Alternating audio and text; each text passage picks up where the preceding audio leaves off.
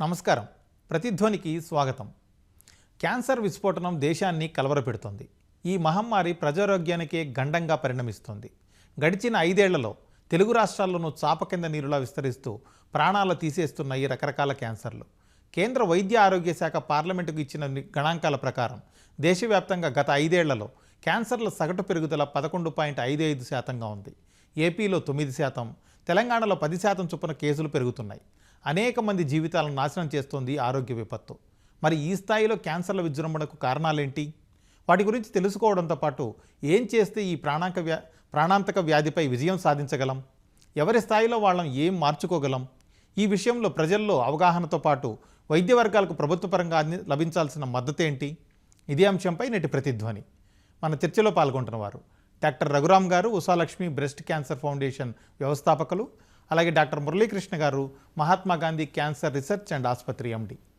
ముందుగా రఘురామ్ గారు, దేశవ్యాప్తంగా చూస్తే క్యాన్సర్ విస్ఫోటనం ఈ స్థాయికి చేరడానికి కారణాలేంటి? గత 5 ఏళ్లలో 11.55% చొప్పున కేసులు పెరగడాన్ని ఏం సూచిస్తుందండి? నమస్కారం అండి. మీరు అన్నట్లు ప్రపంచవ్యాప్తంగా క్యాన్సర్ ఒక పెద్ద మహమ్మారి. మన దేశంలో ప్రతి సంవత్సరం 15 లక్షల కొత్త క్యాన్సర్ కేసులు నమోదవుతున్నాయి. అంటే ప్రతి 9 మందిలో ఎవరికో ఒకరికి క్యాన్సర్ నిర్ధారణ అవుతుంది. అలాగే మన దేశంలో సుమారు 10 లక్షల మంది ప్రతి సంవత్సరం క్యాన్సర్ బారిన మరణిస్తున్నారు.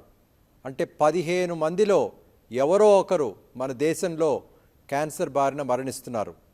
మీరు చెప్పినట్లు క్యాన్సర్ సంఖ్య మన దేశంలో బాగా పెరిగిపోతూ ఉంది. మన తెలుగు రాష్ట్రాల్లో చూసుకున్నట్లయితే తెలంగాణలో 2020లో క్యాన్సర్ ఇన్సిడెన్స్ 48,000 కొత్త క్యాన్సర్ కేసులు నమోదవగా 2024లో ఈ సంఖ్య 48,000 నుంచి 52,000 మందికి ఇంక్రీజ్ అయింది. అలాగే ఆంధ్రప్రదేశ్లో కూడా చాలా ఇన్సిడెన్స్ ఇంక్రీజ్ అయింది. దీనికి ఈ మహమ్మారిని మనము ఎదుర్కోవటానికి ప్రభుత్వంతో పాటు మనం కూడా చాలా ప్రివెంటివ్ మెజర్స్ తీసుకోవాల్సిన అవసరం ఉందండి. ఈ క్యాన్సర్ పెరగటానికి ముఖ్యంగా మన దేశంలో జీవన శైలి, ఆ లైఫ్ స్టైల్ చేంజెస్ వల్ల మనం ఎక్కువగా ఈ క్యాన్సర్ ఇన్సిడెన్స్ అనేది విస్తృతంగా పెరిగిపోవటానికి ఇది మెయిన్గా కారణంగా నేను భావిస్తున్నాను. Okay sir. మురళీకృష్ణ గారు, ఇప్పుడు దేశ సగటు కంటే కొంచెం తక్కువగా ఉన్నప్పటికీ ఆంధ్రప్రదేశ్లో 9%, అలాగే తెలంగాణలో 10% చొప్పున కేసులు పెరుగుతున్నాయి. తెలుగు రాష్ట్రాల్లో క్యాన్సర్లు పెరగడానికి ప్రధానంగా కారణాలు ఏంటి సార్?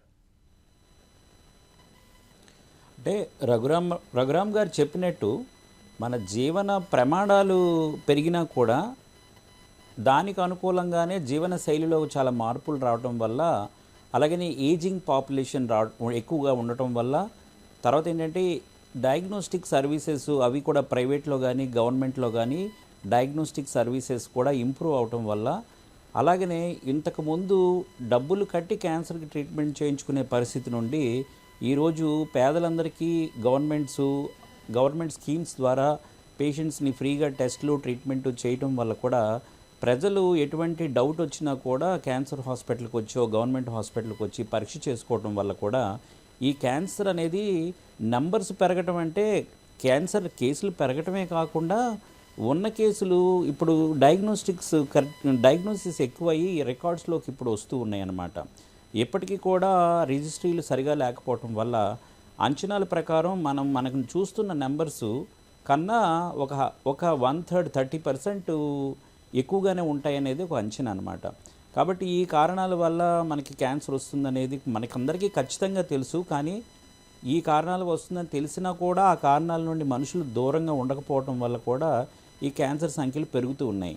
అలాగనే వ్యాక్సిన్స్ ఇప్పించుకోవడం వల్ల కూడా క్యాన్సర్ రాకుండా చేసుకోవచ్చు అని మనకు తెలిసిన తర్వాత కూడా గవర్నమెంట్స్ క్యాన్సర్ ట్రీట్మెంట్ చేయడానికి ఫ్రీగా ట్రీట్మెంట్ చేస్తున్నారు. కానీ క్యాన్సర్ రాకుండా వచ్చి ఉపయోగపడే వ్యాక్సిన్స్ని ప్రజలకి గవర్నమెంట్ అందుబాటులోకి తీసుకురాకపోవడం వల్ల కూడా ఇంకా ఫ్యూచర్లో కూడా ఈ క్యాన్సర్స్ ఇదే పెరిగే అవకాశం ఉందన్నమాట.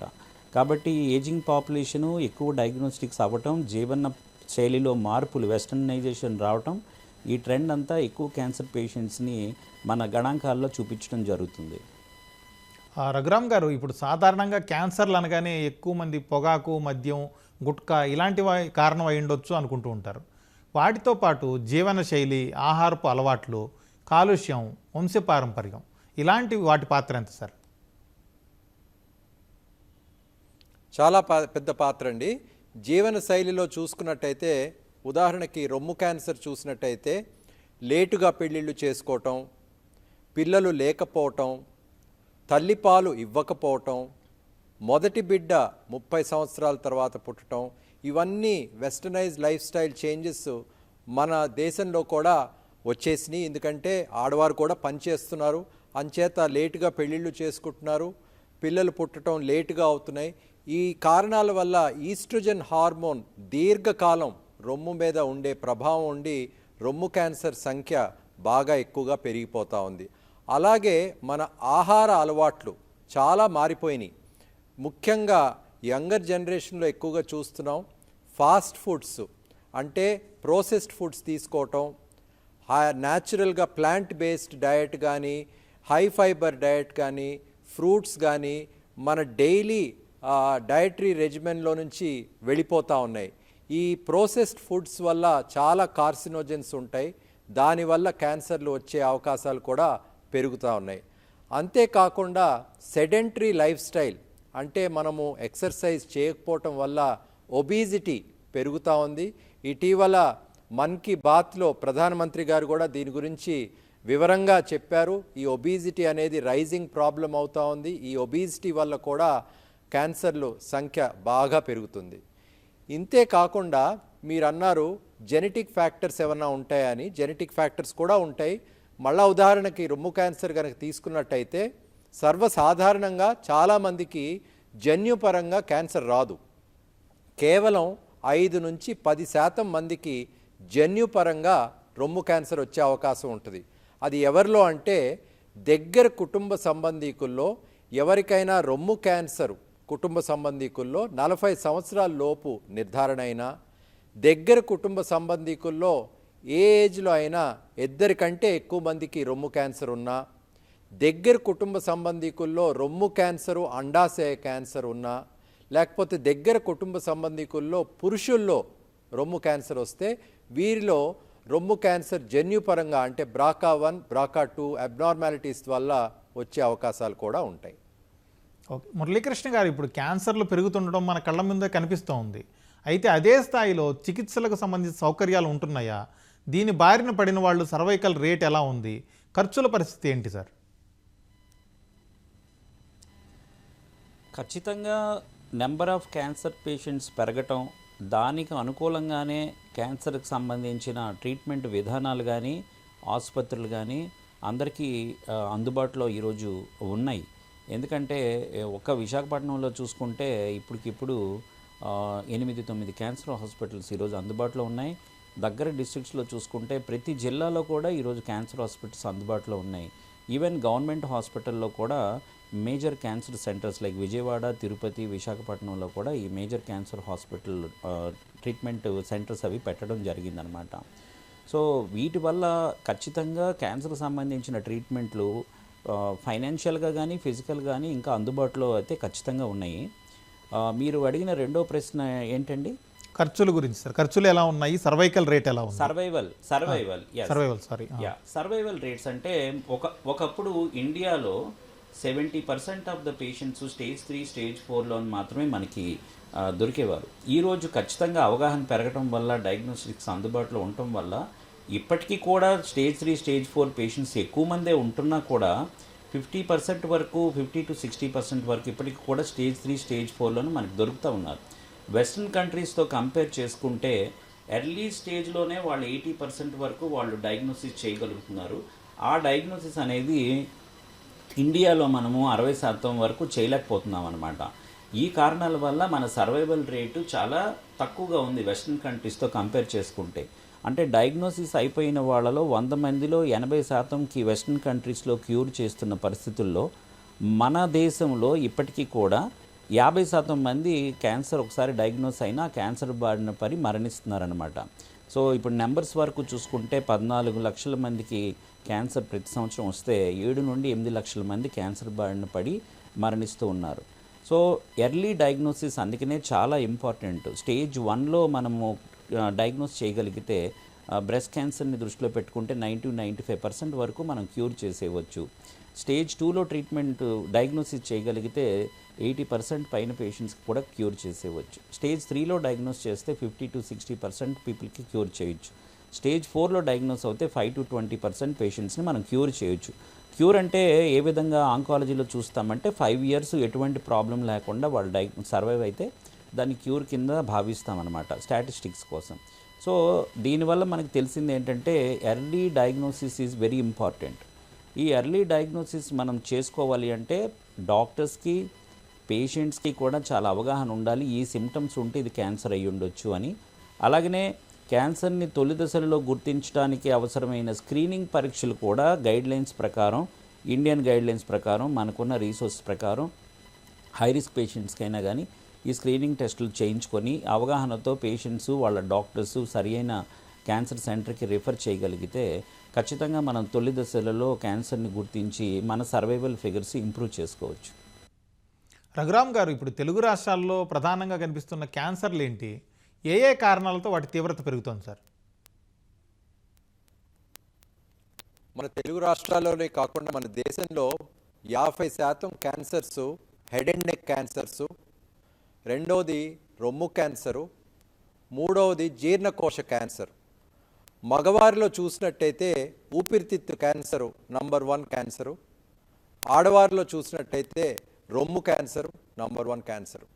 సో మన దేశంలో క్యాన్సర్ సంఖ్య పెరగటానికి ఒక కారణం ఏంటంటే ఈ క్యాన్సర్ గురించి మనం మాట్లాడుకోవటానికి సిగ్గు. ఇది ఒక టెబు ఇష్యూ మన దేశంలో. ముఖ్యంగా గ్రామీణ ప్రాంతాల్లో 70% మంది మన దేశంలో నివసిస్తారు. అక్కడ ఎక్కువగా ఇది ఒక టెబు ఇష్యూ. రెండవది అవగాహన లేకపోవటం. ఈ అవగాహన లేకపోవటం గ్రామీణ ప్రాంతాల్లోనే కాకుండా అర్బన్ ఏరియాస్లో కూడా ఈ ఆల్దో ఈ అవేర్నెస్ పెరుగుతుంది, కానీ ఈ ల్యాక్ ఆఫ్ అవేర్నెస్ అనేది తప్పకుండా పెరుగుతూ ఉందండి. ఇదే కాకుండా స్క్రీనింగ్ ప్రోగ్రామ్, మన దేశంలో స్క్రీనింగ్ ప్రోగ్రామ్ అనేది రొబస్ట్ స్క్రీనింగ్ ప్రోగ్రామ్ లేదు. నేషనల్ హెల్త్ మిషన్ ద్వారా స్క్రీనింగ్ ప్రోగ్రాంలో గర్భాశయ ముఖ ద్వారా క్యాన్సరు, రొమ్ము క్యాన్సరు, నోటి క్యాన్సర్ స్క్రీనింగ్ ప్రోగ్రామ్ మొదలు పెట్టడం జరిగింది. అయినప్పటికీ ఈ స్క్రీనింగ్ ప్రోగ్రామ్ అనేది రొబస్ట్గా లేదు. 3 కారణాల వల్ల అవగాహన లేదు, స్క్రీనింగ్ ప్రోగ్రామ్ లేదు, తర్వాత కాంప్రహెన్సివ్ క్యాన్సర్ సెంటర్స్ కూడా మన దేశంలో ఎక్కువగా లేవు. దీనివల్ల ట్రీట్మెంట్ అందుబాటులోకి సరిగ్గా రావట్లేదు. మురళీకృష్ణ గారు, ఇప్పుడు క్యాన్సర్ను నివారించడానికి ఎలాంటి చర్యలు తీసుకోవాలి ప్రాథమికంగా? అలాగే ప్రారంభ దశలోనే క్యాన్సర్ను గుర్తించడానికి ఏ ఏ పరీక్షలు అందుబాటులో ఉన్నాయి సార్?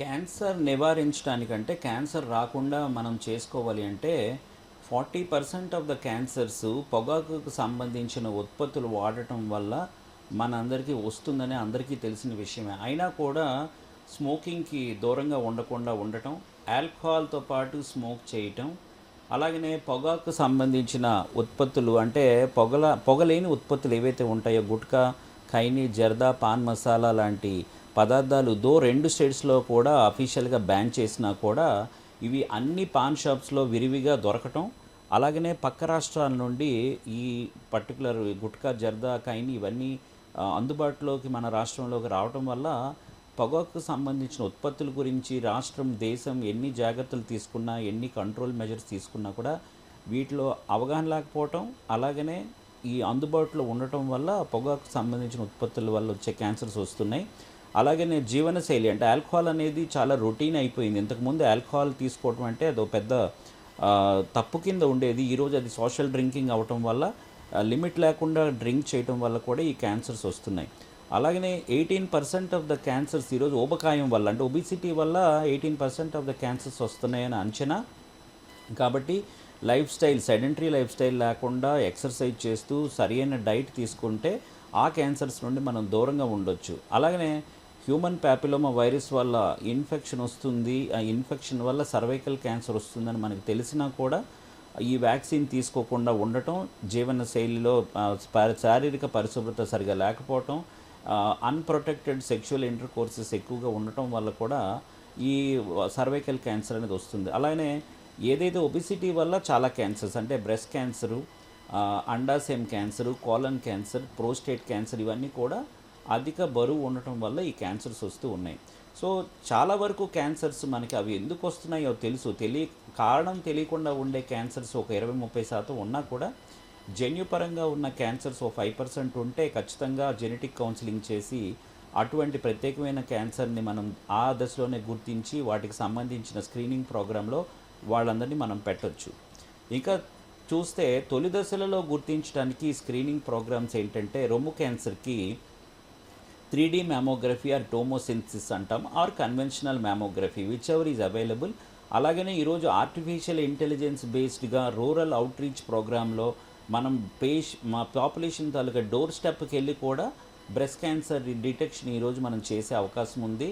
అలాగే నోట్లో క్యాన్సర్ కానీ గర్భసంచి క్యాన్సర్ కూడా ఈరోజు ఆర్టిఫిషియల్ ఇంటెలిజెన్స్ బేస్డ్గా రూరల్ అవుట్రీచ్ ప్రోగ్రామ్స్లో పల్లెటూరులో వాళ్ళ ఇళ్ళకి వెళ్ళి కూడా మనం క్యాన్సర్ స్క్రీనింగ్ చేసే అవకాశాలు టెక్నాలజీ ఈరోజు మనకి అందుబాటులో ఉన్నాయి. అలాగనే అంటే కేర్ అనేది ప్రజలకు దగ్గరగా తీసుకెళ్ళాలి కాబట్టి కుదిరినంత వరకు గవర్నమెంట్స్ ఎప్పుడు కూడా ఈ క్యాన్సర్ని తొలి దశలో గుర్తించే ఇన్ఫ్రాస్ట్రక్చరు, టెక్నాలజీ, ట్రైనింగు అక్కడ పిహెచ్సి లెవెల్ నుండి, కమ్యూనిటీ హెల్త్ సెంటర్ లెవెల్ నుండి, డిస్ట్రిక్ట్ హెడ్ క్వార్టర్స్ లెవెల్ నుండి అవి మనం రెగ్యులర్ బేసిస్లో ఒకసారి చేసేస్తే సరిపోదు. కాబట్టి రెగ్యులర్ బేసిస్లో యాజ్ పర్ ది ప్రోటోకాల్ చేయగలిగితే ఈ క్యాన్సర్ని తొలి దశలో గుర్తించవచ్చండి.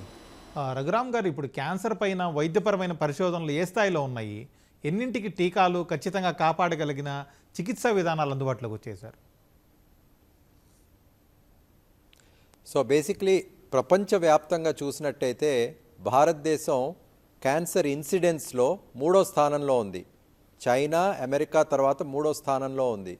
అయినప్పటికీ ఇన్ని క్యాన్సర్ కేసులు ఇక్కడ నమోదవుతున్నప్పటికీ పాశ్చాత్య దేశాలతో కంపేర్ చేస్తే, అంటే అమెరికా, యూరోప్తో కంపేర్ చేస్తే మన దేశంలో క్యాన్సర్ రీసెర్చ్ పట్ల చాలా తక్కువ అని మనం చెప్పుకోవచ్చు.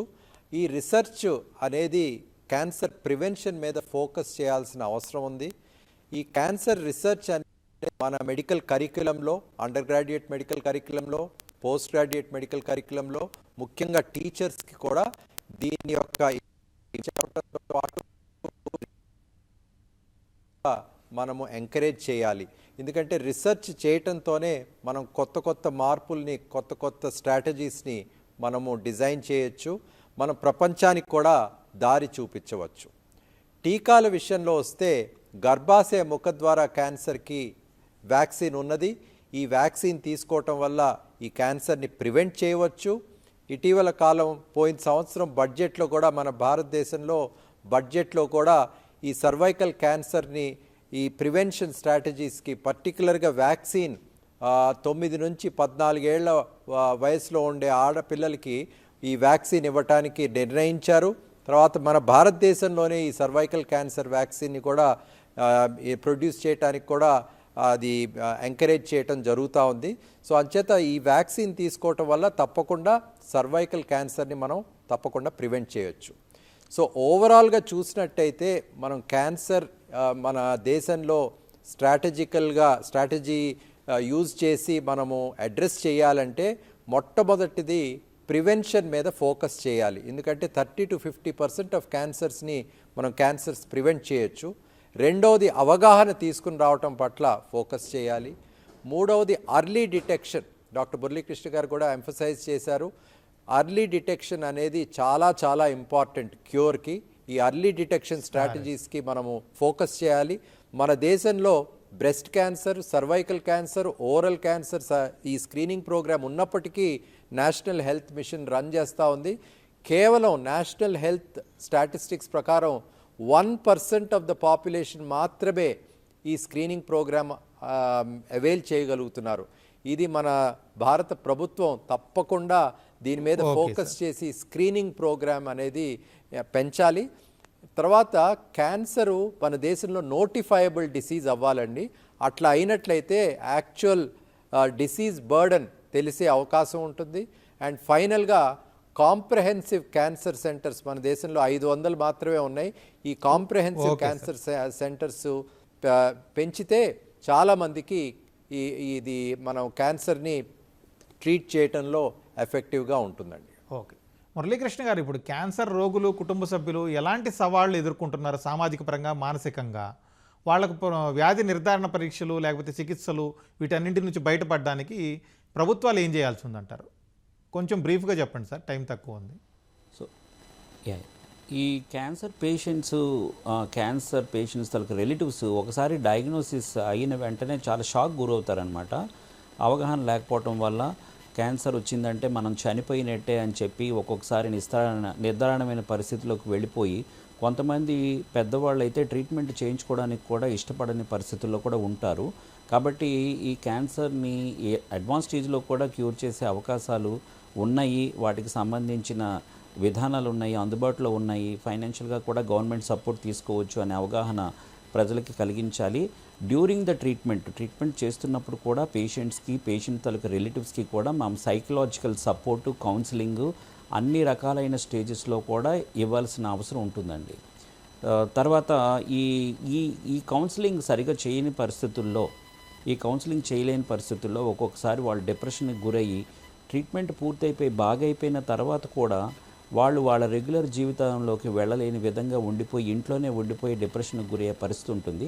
కాబట్టి క్యాన్సర్ నుండి మనం బాగు చేయటం ఒక్కటే కాకుండా సైకలాజికల్గా సపోర్ట్ చేయటం, ఫ్యామిలీని కౌన్సిల్ చేయటం, అలాగనే సర్వైవర్ గ్రూప్స్ అని చేస్తామన్నమాట. ఆల్రెడీ క్యాన్సర్ అయిపోయి బాగుండి హుషారుగా ఉన్న వాళ్ళని మేము వాలంటీర్స్గా వాడి ఈ సర్వైవల్ సపోర్ట్ ప్రోగ్రామ్స్లో వాళ్ళందరినీ మనం వాడతాం. ఓకే సార్, ఇది ఇవాళ ప్రతిధ్వని. నమస్కారం.